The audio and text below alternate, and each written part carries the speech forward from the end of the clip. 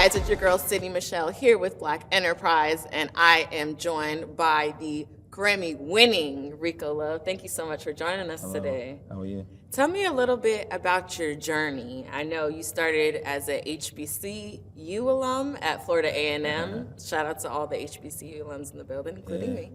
But tell me a little bit about your journey. How did you start, and what really gave you the inspiration to get where you are today? I started off as a rap artist. A lot of people may not know that, but I was a rapper, and I went to FAMU, and I would catch the bus to Atlanta every single weekend. Greyhound, $35 going, $35 coming back.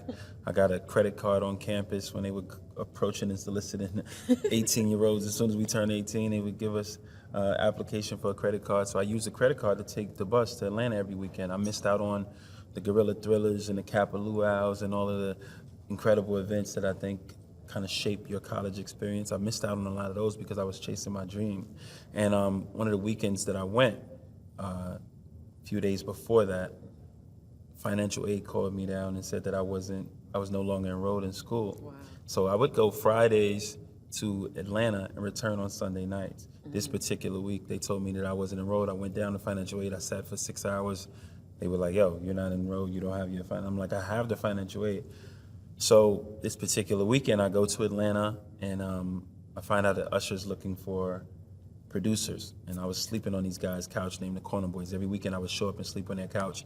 And this particular weekend, he asked them to remix a record off of his 8701 album. Now, this is the era of the remix albums. When JD had a remix album, J-Lo did a remix album, Puff did We Invented the Remix album. Yes. So Usher was going to do one. Okay. So the Corner Boys produced it, and I rapped on it, and that's how he heard me. Awesome. After he heard me, he invited me to perform at a showcase. Now, the irony of all of that is the fact that it happened on a Tuesday, and I got told that I was no longer enrolled in school that particular week, so I didn't go back to school. Wow. So had that happened any other week, I would have missed out on the opportunity because that Sunday night I would have already been back at FAMU. And the irony of all of it is the fact that a few months later, after I end up rapping it, he liked what I had to do. I performed in the showcase. He ended up signing me. They called me back and said, "Sorry, we had your name spelled wrong.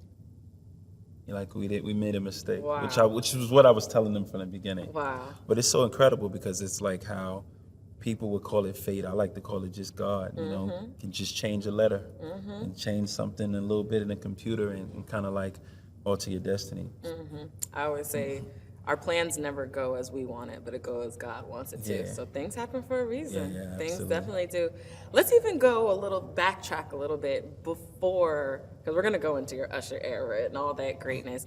But talk about growing up in New Orleans. And I know you born in New Orleans, went back to Harlem and North Carolina, I believe. Milwaukee. Yeah, Milwaukee. Yeah. Tell me a little bit about your inspiration as a young guy and why you wanted to be this amazing songwriter, this amazing artist, this amazing producer. Tell me about like your early inspiration, even before FAMU. Yeah, I had no clue that I was going to be a songwriter.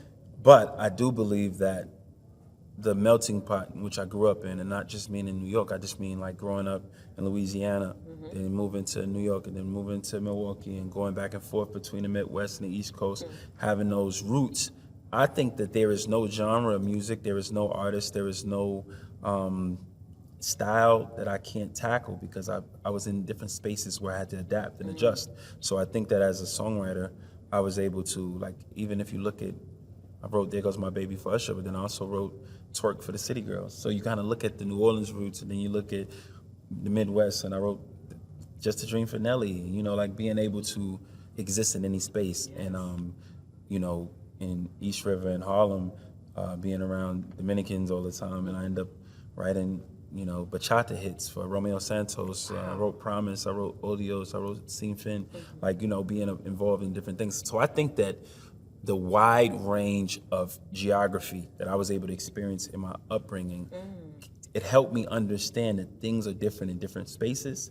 And it helped me mentally to be prepared to not limit myself to how far I can go. I was used to being around people from different walks of life, people who spoke differently.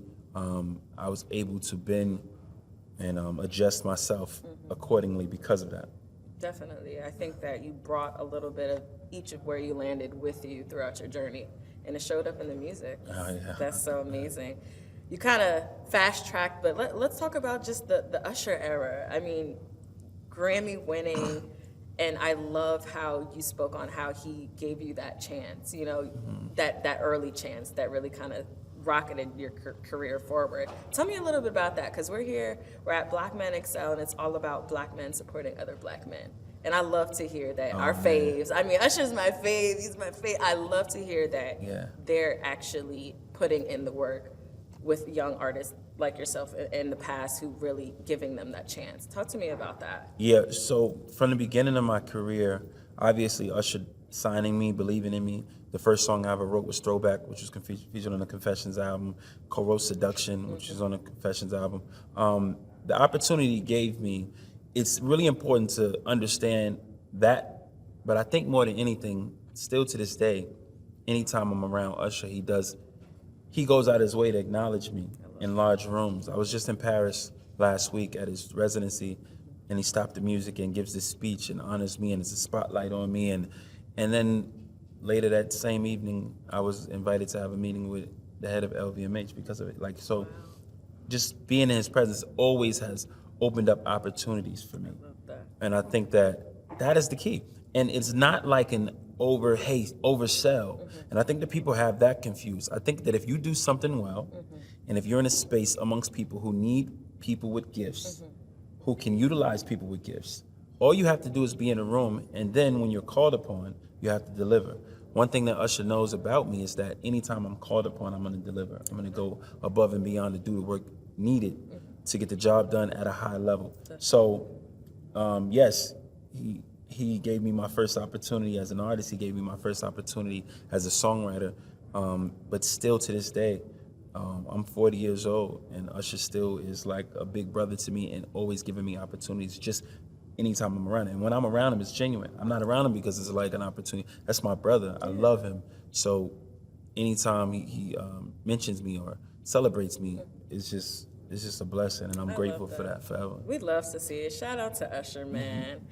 Speaking of greats, I mean, the list is endless. Beyonce, Diddy, Chris Brown.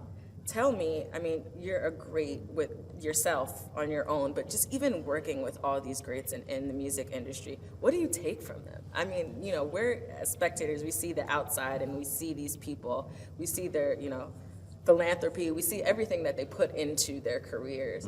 But as someone who's worked so closely with them, I imagine you have like that insider view. Tell me a little bit about that, just being around these musical greats and how they contributed to you as well. Yeah. Quincy Jones said, "A thief steals, but a genius borrows." Amen. And I believe that the genius in all of us is our ability to be around anyone and absorb a little bit. Something stands out about every person that you're around. There's a saying that they might say that you think, oh, that's pretty cool, and you might end up saying that later. Or there's a style of dress, or there is a certain way that they carry or conduct themselves doing business that you may admire and borrow. I think that being in rooms with the Brandys and the Fantasias and Beyoncés and Ushers and Nellies and, you know, Diddy, all of those people, I think, affected me in an amazing way. Kanye, you know, being in those rooms and being able to contribute. Fat Joe, believe it or not, is one of the biggest influences in my life and my career, being around him for such a long period of time. We were very, very, very close for a long amount of time. So being around those guys, those charismatic personalities, and understanding how to be confident and how to be endearing and how to use your humor to make people more comfortable. A lot of times as Black men in certain stature physically, we can be intimidating. So understanding how to make sure that people feel safe. I learned that from Fat Joe. I learned that from Mace. I learned that from Puff. I learned that from Usher. When Usher walks in the room, he's extremely intimidating. He's not a tall guy. But his presence is extremely intimidating. But he always finds a way to look people in the eye. He does this thing where he slides over and say, "Hi, how are you?" And he leans in and he shakes your hand. Those are things that I picked up. And I learned how to do that and learned how to be personable, because more than anything, the gift is incredible, but we got to get past the barrier in the wall. Amen. People want to appreciate the gift, but how can they do that if they're intimidated by you? They're scared to approach you. They're scared to ask the question. Yeah. So being able to pick up on certain things like that has helped my career in ways I can't even describe. I love that. It kind of makes yourself and these other musical greats more relatable to us as looking in. And I love that for you. We talk about transitions a lot, especially in our careers, especially in life. Tell me about the transition from solo artist to songwriter, or songwriter to solo artist, because I know you go back and forth. Tell me about that transition and how you channel your creativity to be successful in both. Yeah, so I've started off as a rap artist. Then I started demoing my own songs when I became a songwriter, and which led me to taught myself how to sing. And so I think that the main thing to understand is that I did not seek after fame. So it was never a thing that I wanted to be extremely famous. There were some things that needed to be said that only I could say.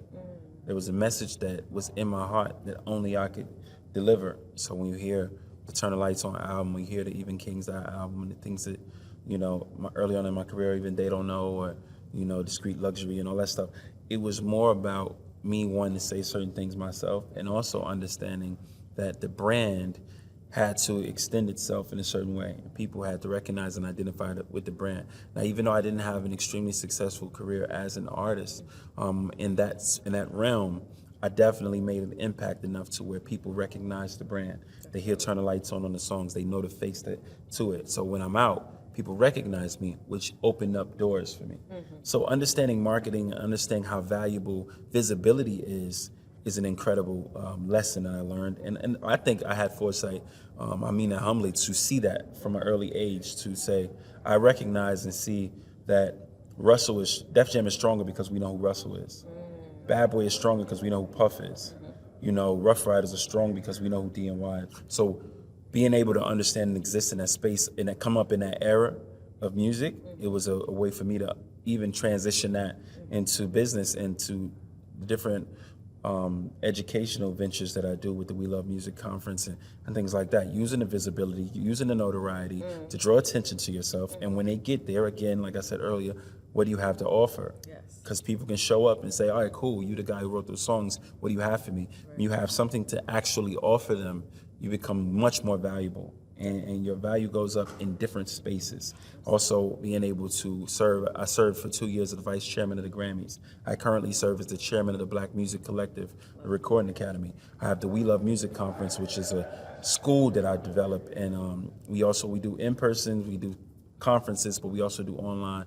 And then being able to be a part of the Federal American Rescue Plan Act in Wisconsin, where I just purchased 15 homes in underserved communities. But being able to shine a light on that is because of the name that I've made for myself in music. So it's one thing to be able to do that as a businessman, but on the other hand, I'm able to represent something greater because people see and understand and recognize who I am. I'm able to shine a light on individuals who otherwise wouldn't have that opportunity. Absolutely, using your star power to help others. Yeah, exactly. I love that.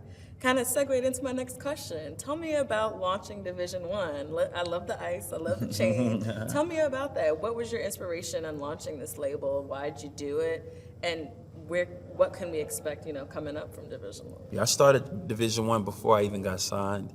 It's always been my dream to develop and cultivate artists. And as a producer, even in my teaching, and even I literally just did a lecture yesterday at Berkeley in Boston. So even as a teacher, even as a lecturer, I see that as production, as producing.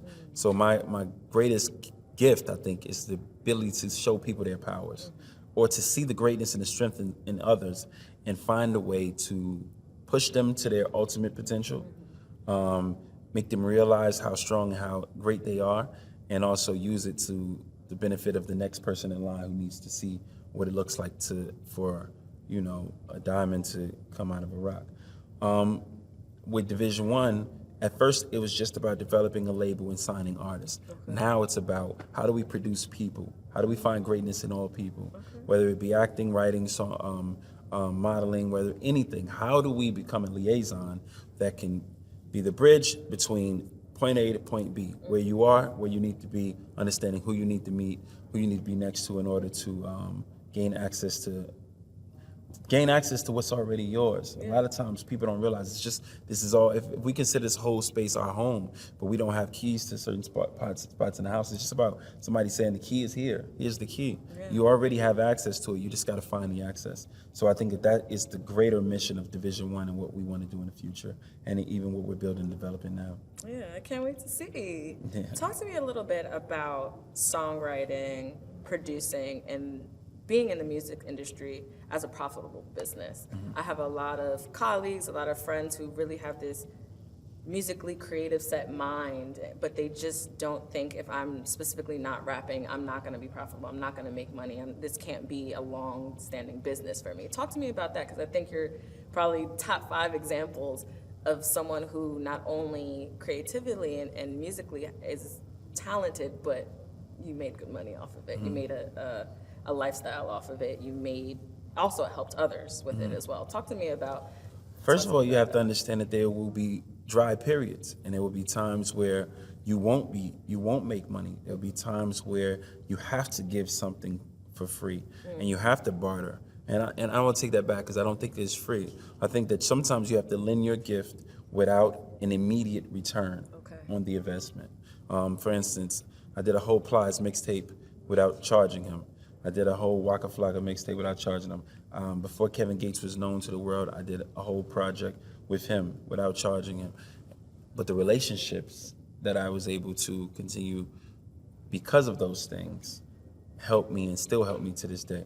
So that's the key. That's first. Second of all, understanding that today, in the streaming world, is not as lucrative as a songwriter to exist in the music business. It's not as lucrative as it once was. But how can you develop and cultivate a brand that makes it not just about how many songs you had out, or how many songs you wrote this year, or how many streams you've gained this year or this past 5 years.